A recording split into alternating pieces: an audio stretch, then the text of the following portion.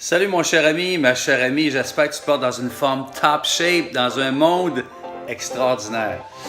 Je sais que ça fait gros, il y en a qui n'aiment pas toujours ça quand je dis ça parce que ça fait comme tu es au-dessus des affaires. Je suis pas toujours comme ça, mais en même temps je me stimule. C'est important de se conditionner d'être en forme. C'est un conditionnement régulier.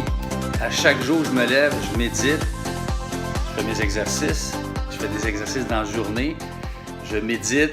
Je mets des bonnes paroles, je lis, je fais ce qu'il faut pour me conditionner, faire du développement personnel régulièrement. Cela dit, j'espère que tu es dans une forme splendide, peu importe où est-ce que tu te situes dans la francophonie mondiale. Aujourd'hui, ce que je veux te partager de quelque chose de gros qui m'habite depuis des années, le grand jeu de la vie. Ça veut dire quoi le grand jeu de la vie? Sans tomber dans l'ésotérisme, la spiritualité, tout ça, ça contient tout ça. Le grand jeu de la vie, pour moi, c'est très simple. Ça se comporte de deux choses très spécifiques. C'est que c'est important dans le développement personnel d'apprendre à identifier ce qui nous bloque, les fausses croyances limitatives, ce qui m'empêche de développer mon plein potentiel, d'être en relation extraordinaire, puissante et authentique envers moi-même.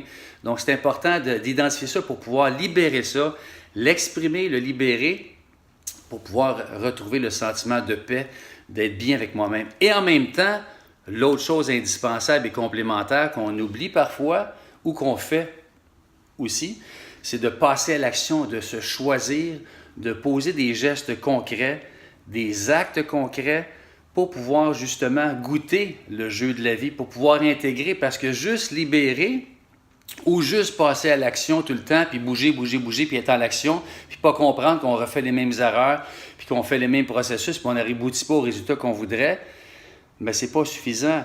Puis si on fait juste libérer, puis nettoyer, puis tout ça, puis si on ne pose pas d'actes concrets en cohérence avec la libération, puis de soutenir, de supporter ça, il y a un débalancement. Alors, les deux sont indispensables et complémentaires. C'est important. La libération, ça permet de, un petit peu comme quand on fait le nettoyage dans une maison, on nettoie on passe l'aspirateur, on lave les planchers, on les poussette partout. Il faut le faire pas quotidiennement, mais au moins une fois par semaine ou 2 semaines. Puis si on attend 3 semaines, bien ça s'accumule. Hein? On voit la poussière un peu partout.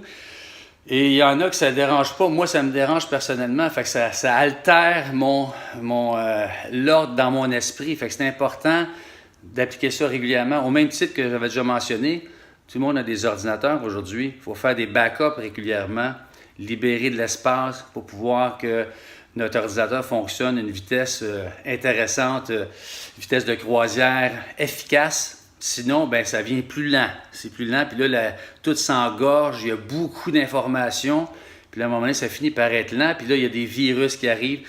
Donc, c'est important de faire des backups, c'est important de faire du nettoyage à la maison, c'est important de se ressourcer, libérer ce qu'on accumule en cours de route, des décisions qu'on peut prendre, des vibrations qu'on capte à gauche, à droite. C'est important de se ressourcer.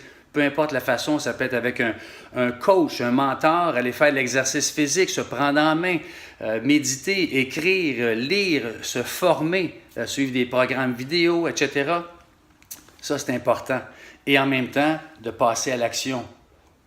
De supporter un peu tout ce qu'on développe dans la libération, dans l'identification des fausses croyances, qui est souvent un mindset qui n'est pas performant, qui n'est pas optimal. Donc, c'est de mettre en place une nouvelle façon de penser, un nouveau mindset qui va générer autant dans l'abondance au niveau de l'amour, de la santé financière aussi, ça en fait partie, d'incarner l'abondance. Donc, c'est de poser des gestes concrets pour pouvoir vibrer, pour pouvoir se dépasser, pour pouvoir shaker.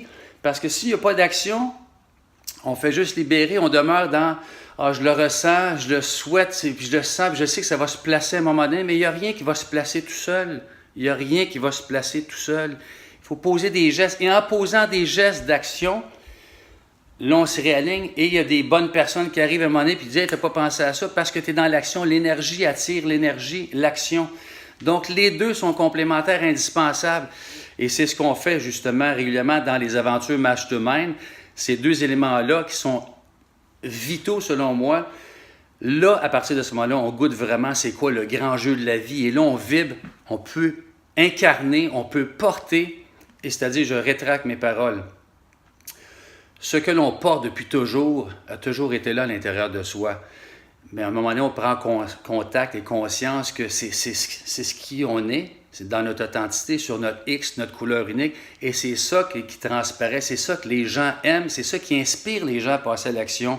Et souvent, j'ai souvent des conversations avec des gens qui ont un plein potentiel, il y a quelque chose de gros qu'ils ne le voient pas, ils n'entrent pas en contact. Pourquoi? Encore les pièges, le syndrome de l'imposteur, je ne peux pas m'approprier ça, j'ai peut-être pas le diplôme pour être coach, je me compare à un tel ou une telle, ils l'ont déjà fait, pourquoi moi, etc.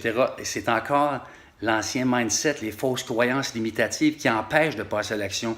Alors, dans un groupe de 8 à 10 personnes qu'on se rencontre régulièrement pendant 4 mois minimum, bien là, on va établir quelque chose de solide en dessous des pieds, de pouvoir dire « Hey, arrête de te faire à croire que t'es pas ça, t'es ça. Tu as un impact quand tu parles de coaching, tes yeux brillent, t'es tout illuminé, t'inspires les autres.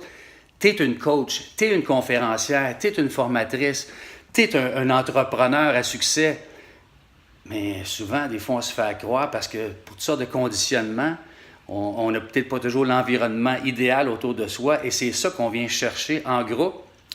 Parce qu'il y a un sentiment d'appartenance qui se développe, et ils disent bien dans la pyramide de Maslow, quand le sentiment d'appartenance s'installe, l'estime monte, la confiance, et là on connecte avec notre identité, notre unicité. Et c'est ça qu'on développe dans le sentiment de non-jugement de groupe, il y a un sentiment de confiance qui s'installe. Donc les gens, à partir du moment que commencent à sentir cette confiance-là, qui peuvent s'ouvrir d'une façon authentique, bien là on peut voir les vraies personnalité, les masques tombent, l'authenticité émerge, no bullshit, comme on dit en bon québécois. Et là, la créativité, la spontanéité, tout sort, les élans de génie, les flashs. Là, on dit, bien, j'ai toujours possédé ça, j'ai toujours habité ça, je porte ça depuis tout petit, sauf que je me suis fait croire en cours de route que c'était pas tout à fait moi parce que toutes sortes des fausses raisons. Là, tantôt, je parlais de libération. Et à partir de là, bien là, on commence à voir l'impact qu'on a devant un groupe de personnes régulièrement pendant 4 mois. Donc, il y a une fondation qui s'installe. Et là, on pose des gestes pour soutenir qui on est. Si tu es un coach ou une conférencière, bien, il faudrait que tu pratiques à faire des conférences. Donc, pratiquer dans des réseautages, pratiquer devant des gens, faire du coaching, bien, tu peux le faire d'une façon gratuite au début, puis de demander la permission aux gens autour de toi. Est-ce que tu permets que j'ai vu quelque chose, est-ce que tu permets que je t'exprime ce que je vois ou je te pose des questions? Si la personne dit oui, bien là, tu pratiques avec la personne, puis tu vois l'impact que tu as, puis là, tu commences à assumer et t'approprier qui tu es. Et c'est tout simple que ça. Facile à dire, mais c'est pour ça que c'est important de solidifier cette connexion-là. Et c'est pas nécessairement, je ne veux pas banaliser, c'est pas nécessairement un diplôme qui va venir te permettre d'entrer en contact avec cette réalité-là que tu détiens déjà. Oui, ça peut aider, mais à un moment donné, c'est de voir l'impact que tu as auprès des gens, les résultats que tu vas leur permettre d'obtenir d'une façon régulière, de te permettre d'impacter les gens, d'inspirer les gens à passer à l'action. Alors, c'était ma capsule aujourd'hui, le grand jeu de la vie qui comporte 2 éléments importants, libérer, identifier, exprimer et passer à l'action, se choisir, s'engager, se positionner. Si tu as des questions, des commentaires, j'apprécierais énormément que tu me laisses ça au bas. On va pouvoir interagir ensemble. J'espère que cette capsule t'apporte de la valeur. Et puis si tu aimes ça, like, partage, ça me fait plaisir. Je te souhaite une belle fin de journée. Et si ça t'intéresse, l'aventure Mastermind, ça débute la semaine prochaine, au 10, 11, 12 octobre. Laisse-moi ton nom au bas, j'entrerai en contact avec toi. On pourra parler de plus en détail. Alors, je te dis bonne fin de journée. Merci. Bye bye.